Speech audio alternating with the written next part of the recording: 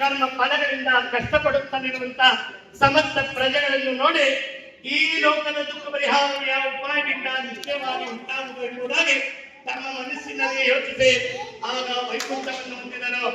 ಶುಭ್ರವರ್ಣವುಳ್ಳವನಾಗಿ 4 ತೋಳುಗಳುಳ್ಳವನಾಗಿ ಶಂಕು ಚಕ್ರವನ ಪದ್ಮಮಾಲ್ಯಾದಿಗಳಿಂದಲೂ ಭೂಷಿಸಲ್ಪಟ್ಟವನಾಗಿರುವ ಕಮಲಾಪತಿಯನ್ನು ಕಂಡು ಸ್ತುತಿಸೋದಕ್ಕೆ ಉಪಕ್ರಮಿಸಿದನು.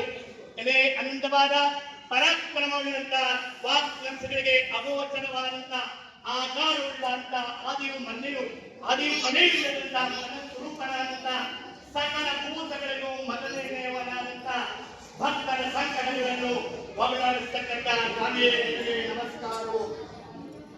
ಈ ಪ್ರಕಾರವಾಗಿ 4 ವರ್ಷ ಸ್ತುತಿಗಳನ್ನು ಕೇಳಿ ಶ್ರೀಮನ್ನಾರಾಯಣನು ಇದೇ 4 ವರ್ಷ ನೀರೆದಕ್ಕೋಸ್ಕರ ಬಂದಂತವನಾದೆ ನಿನ್ನ ಮನಸ್ಸಿನಲ್ಲಿರುತ್ತೇನು ಹೇಳು ಎಂಬುದಾಗಿ ಕೇಳಿದನು.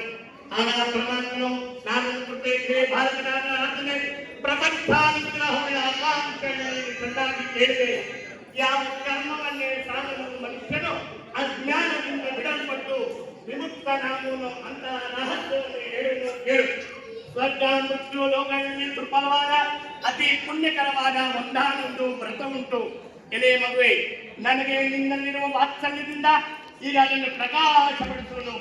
ಸ್ವಲ್ಪವು ಇಟ್ಟಿದ್ದೋ ಲೋಪವಿಲ್ಲದಂತೆ ಸತ್ಯನಾರಾಯಣ ಸ್ವಾಮಿ ವ್ರತವನ್ನು ಮಾಡಿದಲ್ಲಿ ಇಹಲೋಕದಲ್ಲಿ ಸಮಸ್ತ ಸುಖವನ್ನು ಅನುಭವಿಸಿ ಪರಲೋಕದಲ್ಲಿ ಇದ್ದೇನು ಎಂಬುದಾಗಿ ನುಡಿದ ಭಗವದ್ವಾಕ್ಯವನ್ನು ಆರಿಸಿ 4 ವರ್ಷ ಇದನ್ನು ತಿಳಿಬಿಡಲಿ. ಈ ಸತ್ಯನಾರಾಯಣ ಸ್ವಾಮಿ ವ್ರತವನ್ನು ಮಾಡಲು ಫಲವೇನು ಮತ್ತು ಇದರ ವಿಧಾನವಿಲ್ಲ, ಯಾರಿಂದ ಪೂರ್ವದಲ್ಲಿ ವ್ರತವು ಮಾಡಲ್ಪಟ್ಟಿರುವುದು, ಈ ವ್ರತವು ಮಾಡುವುದಕ್ಕೆ ಕಾಲವ್ಯಾವುದು, ಇದೆಲ್ಲವನ್ನು ಸವಿಸ್ತಾರವಾಗಿ ಹೇಳಬೇಕೆಂದು ಕೇಳಿದಾಗ ಭಗವಂತನಿದ್ದನು. ಈ ವ್ರತವು ದುಃಖ ಶೋಕಾದಿಗಳನ್ನು ಪರಿಹರಿಸುವುದು, ಧನಧಾನ್ಯಾದಿಗಳನ್ನು ಸಮೃದ್ಧಿಪಡಿಸುವುದು, ಸೌಭಾಗ್ಯ ಸಂತಾನಗಳನ್ನು ಉಂಟು ಮಾಡುವುದು.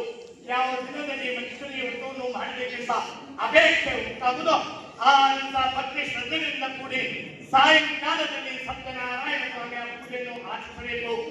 ಧರ್ಮದಲ್ಲಿ ದೃಷ್ಟಿಯುಳ್ಳವನಾಗಿ ವಿಪ್ರವಿಂದೊಂದುಗೂಡೆ ಶ್ರೇಷ್ಠವಾದ ಹಾಲು ಭಕ್ತಿಗಳನ್ನು ಬಾಳೆಯನ್ನು ಶ್ರದ್ಧೆ ಕಂಬಿಟ್ಟು ಶಕ್ತಿಯಿಂದಿದ್ದರೆ ಬೆಲ್ಲ ಸಕ್ಕರೆಯಿಂದ ಮಿಶ್ರಿತವಾದ ಅಕ್ಕಿ ಹಿಟ್ಟಿನ ಕಂಬಿಟ್ಟು ಇವುಗಳೆಲ್ಲವೂ ಕಾಲು ಸೇರಿಸಿ ನೈವೇದ್ಯವನ್ನು ಮಾಡಬೇಕು. ಆ ಬಳಿಕ ಫಲ ದಕ್ಷಿಣೆಗಳನ್ನು ಬ್ರಾಹ್ಮಣರಿಗೆ ಅರ್ಪಿಸಿ ಕಥೆಯನ್ನು ಕೇಳಬೇಕು. ಅನಂತರ ಬಂಧುಗಳಿಗೂ ಇಷ್ಟಮಿತ್ರರಿಗೂ ಭೋಜನವನ್ನು ಮಾಡಿಸಿ ತಾನು ಭೋಜನವನ್ನು ಮಾಡಬೇಕು.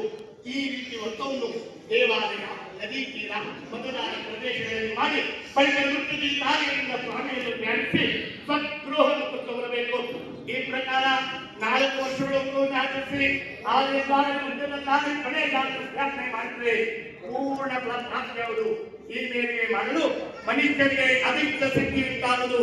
ಈ ಕಲಿಯುಗದಲ್ಲಿ ಇದಕ್ಕಿಂತಲೂ ಸುಖಕರವಾದ ಸುಲಭೋಪಾಯವೆಂದು ವೈಕುಂಠಪತಿಯು ನಾರದಕ್ಕೆ ಹೇಳಿದವರಿಗೆ ಶ್ರೀ ಸ್ಕಾಂಧಾಸ್ರಾಂಗಳು ರೇವಾಖಂಡದ ಸತ್ಯನಾರಾಯಣ ಸ್ವಾಮಿಯ ಕಥೆಯಲ್ಲಿನ ಪ್ರಥಮ ಅಧ್ಯಾಯವು ಸಮಾಪ್ತವಾಯಿತು.